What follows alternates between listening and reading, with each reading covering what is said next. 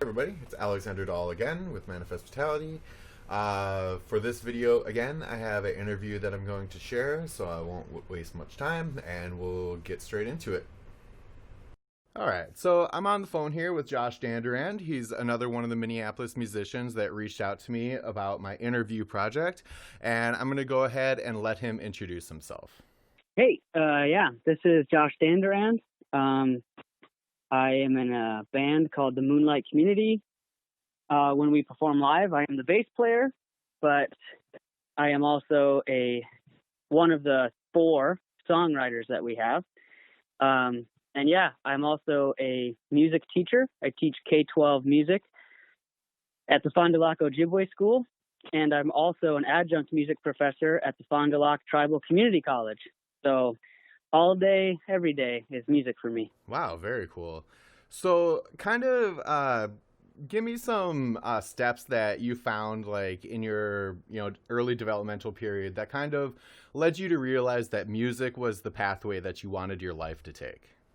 Well, I went to a very small K-12 school in Iowa, and even though it was really small, like I graduated with like 23 people. Oh, wow. Okay. But even though it was so small, I had this choir director who was just ambitious, and he's still there to this day. And I graduated in '08. Okay. And he's so ambitious because he went and met people all over the country, and he started a show choir, which is singing and dancing at the same time, and it's competitive. You compete against other schools. It's a 45-minute set. Oh, it's wow. all about performance and being sharp and being good singing and stuff. Sure. And so, like, even in this tiny school in the middle of a cornfield, we were, like, competing in Chicago, and we went to New York City, and we competed against schools even up here, like Bloomington Kennedy and Bloomington Jefferson. And it was just the best. I mean, it let me travel. It let me meet tons of different types of people that I would have never met in my small town, Iowa. And I was good at it, just kind of naturally good at it. Sure. So I figured when I went to college, I just figured I'd do something I was good at.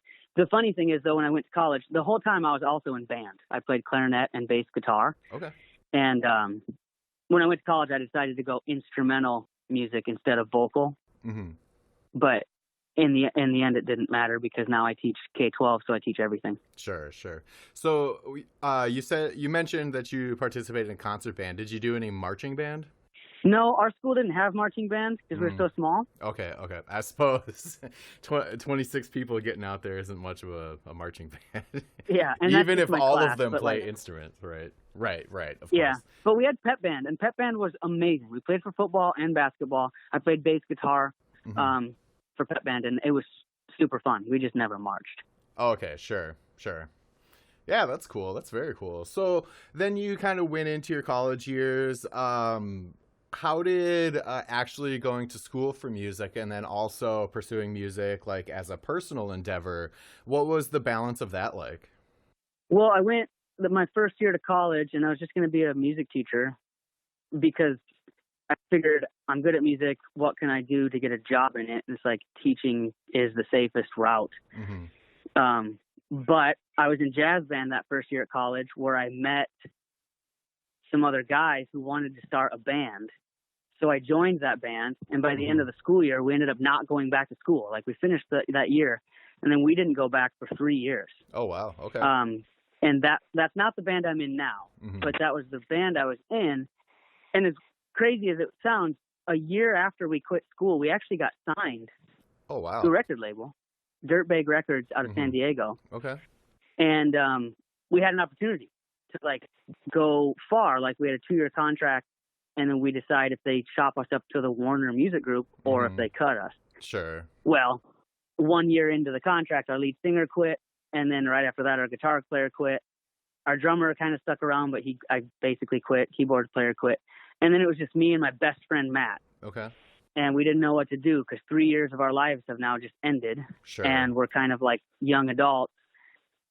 So he started to go back to school at St. Cloud. Oh, by the way, we had moved to Minnesota in that time. Once we got signed, our first job we had to do with the label is move to a different city because we were in small town Iowa. Sure. So we moved to Minneapolis. Okay. But yeah, so when that band ended, it was just me and Matt. He went back to St. Cloud State, and he's like, dude, you should go here too. It's super cheap. It's affordable. And, you know, whatever. So I did. And, yeah, so that's when I met the group I'm in now. Okay. And well, let's take a step back for a second. So what was kind of the fallout for what made you realize, and the fellow members that you were with kind of decided that the current contract you're in wasn't worth it? Like, since you were signed so early, that's a huge opportunity. What was some of like the loose strings in the tapestry that pulled that apart? Oh man, it's just a sad story. It's literally when we moved to Minnesota, we got right to work. They wanted us to write 10 songs in a month. And luckily we had the ability to record ourselves pretty well. Okay. So they wanted 10 songs and they whittled that down to 3, and then they whittled it down to 1. And then that 1 we edited like 8 times. So things were looking good though. Right. But then I'm not kidding. One day out of the blue, our lead singer quit and moved back to Iowa. And there is nothing to do with the industry or with the music or anything. He did not want to live away from his old life in small town Iowa. Yeah, like he didn't want to be in the city. And also he got a lot from his parents. I mean, he wasn't like spoiled rotten, but sure. He had safety and shelter, I guess. I don't know. And freedom when he was at home with his parents. And that's just kind of what it boiled down to. And maybe he was losing the fun of it. I don't know. Okay. But when he left, we tried to stay together. We played one really cool show without him. But then our lead singer quit because he was dating a girl that moved to Iowa, and he left for her. Jesus. So it wasn't anything to do with the band, because during both of those departures, we were successful. And then it was personal reasons. So yeah, that is a tragic story.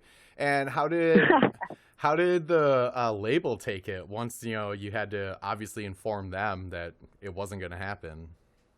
I mean, they weren't like hurt, because they're not hurting. You know, they had signed a bunch of little bands like us, and they wanted to see who was going to make it up, you know? Sure. So like when our contract was broken, I don't think they were sad. I don't think they cared, you know? Right. They're like, oh, okay, whatever. So that was fine. Well, okay, so let's jump back forward. You know, eventually you went to St. Cloud, you found the current band members you're with. Once you kind of got out of school, and we're going to focus on that for just a second, how did you find yourself working at an Ojibwe school? Okay, so I got my degree in December of 2017. And I actually got my job in January of 2018. I got it one day less than a month later after my graduation. That's a good turnaround. Yeah. And it's in January, which a lot of teachers, music or not, any teacher, it's tougher to find jobs in January because the school year's halfway over. Sure. But yeah, it was just my wife. Well, she wasn't my wife yet. We were engaged. She graduated one semester before me, and she's also a music teacher. And she got a job up near Duluth. Okay. Because that's where her and I wanted to live. When we were graduating, we're like, hey, that's where we want to live. So she had got a job. So she got a tiny apartment. I was still finishing school for a semester. And so basically I just was going to apply it anywhere that was hiring in January. And if I couldn't get a teaching job, I'd still move to Duluth and just get a regular job while I looked for teaching maybe the next year. But they happened to be hiring. And the reason they were hiring is because they had never had a music program ever, and they wanted one. So they had like 3 years of budget building, and then they were looking for a teacher that wanted to start a program from nothing. And I was just like, hey, this job is close to my wife. So I took it, and then it became the best job ever. Yeah, that's a great opportunity. You get to essentially found your own music department in a school. Yeah, and that's what I've done. And I've been there. This will be starting my 4th year. Awesome. So we'll go back to connecting with your current band members. What was that process like? Did you have to audition for it, or did you kind of already know them beforehand? So when I went to St. Cloud State, I was still with my best friend Matt, Mm-hmm. who was in that first band with me. And Mm-hmm. we are still currently best friends, and he's in this band with me. Oh, awesome. So right before, it was literally a week before we started school. We went on a vacation, just me, him, and two other guys, to the Upper Peninsula of Michigan. Okay.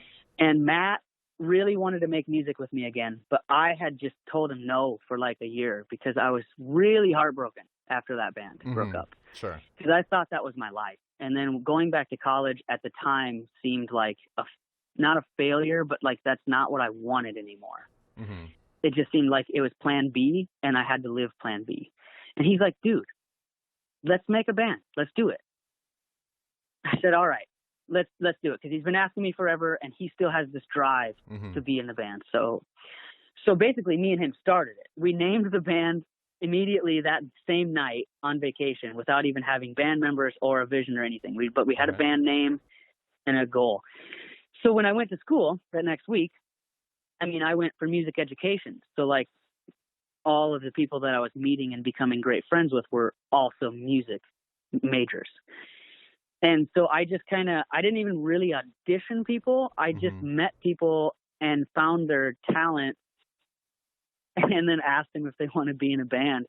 And luckily they did. So it started with our keyboard player, Dante. He was there and he had perfect pitch and he was keyboards. And I was just like, dude, you should come meet my friend Matt. And we have a few songs. Me and Matt had written, at that point, we'd written like 5 songs. Okay. Like, come listen to our songs and see if you can play. Well, since he has perfect pitch and he's just a brilliant musician, like by the end of the night, he already had all his keyboard parts. And we're like, dude, you want to be in this band? He's like, sure. Okay. And then through word of mouth, the lead singer of the band now, James Poole, he asked to be in the band. And at first, I was going to play guitar because I had played bass my whole life and I wanted to play guitar. Sure. And he's like, dude, I'll do anything. I can play bass. And it's really funny because he couldn't play bass, but he was saying he could just so he could be with a group of guys who write music instead of a cover band. Right. And so he played bass for like a month, but he also wanted to sing backups because me and Matt were singing. We were just taking turns being lead. And James just has a crazy powerful voice. That's his gift. So it didn't take us long to realize, you know what, James, you're not really good at bass, but you're phenomenal at singing. So how do you feel about just taking all of our songs like vocally and then me and Matt sing backup? And he loved that idea. I think that's what he wanted all along, but he's so humble that he would have just played bass for years if that's what it meant. Sure. Yeah. And then our drummer, same way. He's really young compared to the rest of us, but he was in wind ensemble. Okay. With me, and he played percussion. And honestly, I didn't know him. I was in that concert band with him for almost a year, and he just looked cool. Like he had the look, so it seemed like he liked rock and roll, whatever. Sure. And then just one day I went up to him. I'm like, hey man, do you play drum set? He's like, yeah. I'm like, do you have one? He's like, yeah. I'm like, I'm in a band and we're looking for a drummer. How do you feel? And he was super gung ho. And then he came, learned his stuff, and then yeah. So that's how we all met. And it's funny because the 4 of us all have our degrees now. James ended up switching to psychology. So he has a psychology degree. But then me, Dante, and AJ, we all got our music degrees. Awesome. That's a great way to form a band. It sounds like most of it came together pretty organically. I did watch... Yeah, and it was fast and easy. I did watch a few videos that you guys have out there, and as a drummer myself, I always kind of like watch the drummer in the video, and he's definitely got some great energy to him. He was a fun drummer to watch. Yeah, he's very animated, and yeah. So, how did you guys move from once you actually kind of got all of your songs written together into like the next phase, as to where now you're starting to put out videos, make the records and stuff? It seems like your videos actually have some pretty good production quality to them as well. So did you kind of hire that out as well? Or does one of your band members kind of have a knack for video editing? Okay. So when we started the band, like that was while we were all still in school. So we played shows and that's it. Like we didn't have anything done, but it was my senior year and James's senior year and Dante's, and then AJ's junior year. Mm-hmm. And we kind of had a meeting like at the end of summer, right before the final year started. And we're like, hey guys, we're about to graduate. So like, are we going to do this thing? Are we going to really do it? Because like playing shows is super fun, but like, is this going to be it? Like, because once we graduate, we could easily just go off into our separate lives, or we can do both. Mm-hmm. But if we do both, we have to hit this thing hard. So in that case, we need to record an album right away. Mm-hmm. So we did. We all decided that's what we want to do. So we recorded our first album, The Gateway, right there in St. Cloud. Pretty cheap production. It's not the best quality, but the songs are great. Mm-hmm. I like the album a lot. But since we had an album, a physical album that you can touch, and we put it on all the streaming services, when we started playing shows, we could sell things finally. So it started to pick up. And one other thing that started to pick up is our live performance is out of control. I don't like to sound arrogant, but I am confident. We're very good live. Like we are so energetic, you don't know where to look. Sure. It's a crazy sight and really fun. In a lot of cases, that's really what makes a live show. Even if it's not performed the best, if there's good energy on stage, it'll carry it. Yeah, and we do crowd participation stuff. Like we'll bring random people come up and play random drums that I bring to stage. We'll throw maracas out just so they feel like they're playing.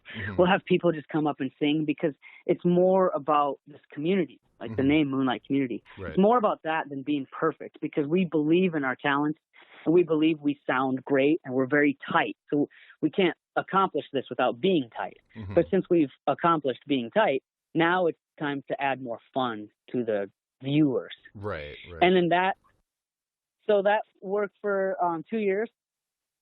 And then we just wanted another album because we wanted better quality and we had new songs and stuff. So we found a guy in Superior who is the best. He's a platinum record winning recording guy. So like he's really underground. But he helped with the Just Push Play Aerosmith album. Okay, sure. But like I said, he's really underground. He doesn't like to go anywhere out of sight of Superior except for work when he has to. Right. But he did a great job, and our album is phenomenal. And the way we wanted to promote the album, other than shows, which were starting to pick up, was the music videos. And the guy who does our music videos, he lives in Mankato.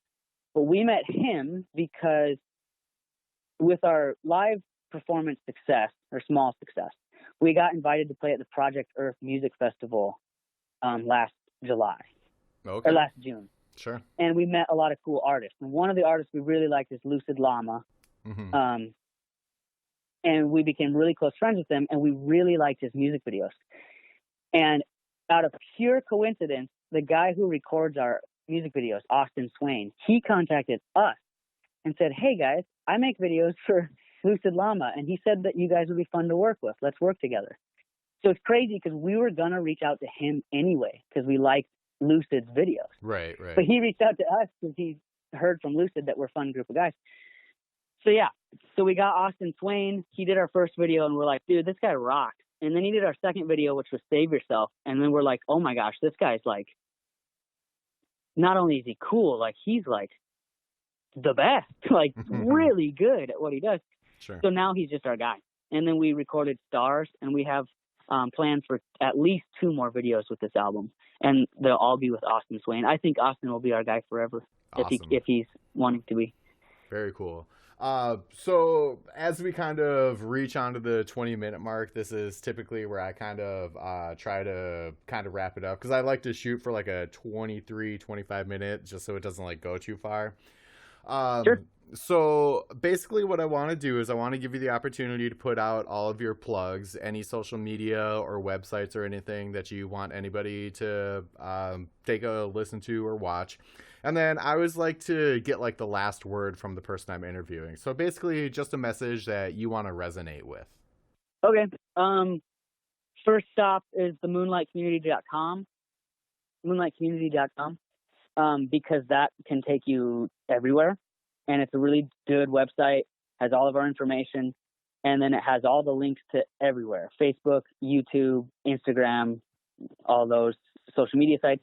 Otherwise, if you just want to go straight to those, Facebook right now is probably where we do the most stuff just because it's so active, especially during these times. And that's just facebook.com/the Moonlight Community, or just search the Moonlight Community. We're the first one that comes up. YouTube, same thing. If you want to listen to our albums, everywhere, iTunes, the Moonlight Community, Spotify, Google Play. I mean, all of it, you know. But yeah, on the website too, if you want to sign up for our email list, that's a great way to get cool stuff. Like if you want merch, or if you want like an actual hard copy, like a CD. Because our CD is so cool. We got a professional artist to do all the lyrics and artwork, and he's a really good friend of ours. He actually does live paintings at our concerts as well, on stage with us. But yeah, just themoonlightcommunity.com or Facebook. The Moonlight Community is the best way to reach us. And we all have access to everything, and we all talk as much as I do. So cool. If you want to get to know any of us, you can just reach out. We'll talk back. Sure. And then just a message that you think kind of sums up your kind of intent for your band. We are called Moonlight Community because it's truly about the community. We don't think we'll ever make it big and famous unless we have a big community. When you come to our shows, everyone is equal. You can come up and sing even if you aren't that great of a singer. If you're having a great time and you just feel it's necessary, come up and just sing with us. I'll bring some drums. Come up and play drums. We have games at our concerts too. One of our good friends, Roddy, is like a game host. So when we're setting up, he'll be playing games in the audience. We'll have people come up and do humid pyramids. We want everyone to feel happy no matter who you are. It's about being a part of the Moonlight Community. So any troubles that you have as an individual, those go away when you're with us. The Moonlight Community is just about being a community, and no one's more important or less important than the other.